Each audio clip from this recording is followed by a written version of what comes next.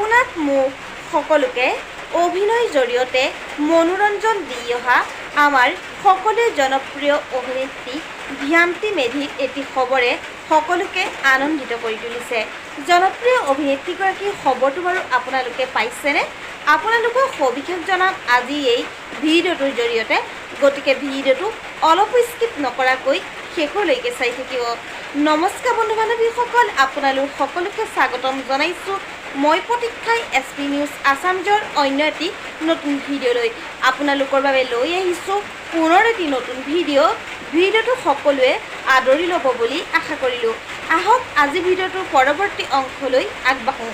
হয়, আপোনাক মোক সকলোকে অভিনয়ৰ জৰিয়তে মনোৰঞ্জন দি অহা আমাৰ সকলোৱে জনপ্ৰিয় অভিনেত্ৰী ভ্যান্তি মেধিৰ এই মুহূৰ্তত আহিল এটি ভাল খবৰ।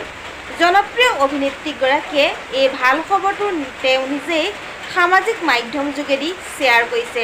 বন্ধু বান্ধৱীসকল, পোনপ্ৰথমে এটি কমেণ্ট কৰি জনাবচোন অসমৰ জনপ্ৰিয় অভিনেত্ৰী ভ্যান্তি মেধিৰ অভিনয় চাই আপোনালোকে কেনেকুৱা পায়।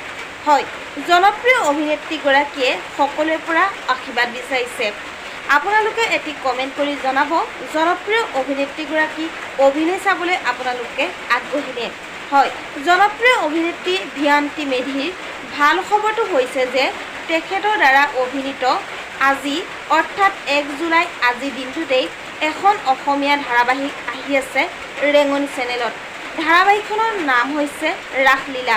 বন্ধু বান্ধৱীসকল, আপোনালোকে তেওঁ অভিনয় চাবলৈ আগ্ৰহী হয়নে নহয় এটি কমেণ্ট কৰি জনাব। আজিলৈ ভিডিঅ'টো আছিল ইমানখিনিয়েই। আশা কৰিলোঁ আপোনালোকে ভিডিঅ'টো চাই ভাল পালে। তেন্তে ভিডিঅ'টোত এটা লাইক কৰিব, কমেণ্ট কৰিব, শ্বেয়াৰ কৰিব, লগতে চেনেলটো ছাবস্ক্ৰাইব কৰি কাষতে থকা বেল আইকনটো প্ৰেছ কৰি অল কৰি দিবলৈ নাপাহৰিব।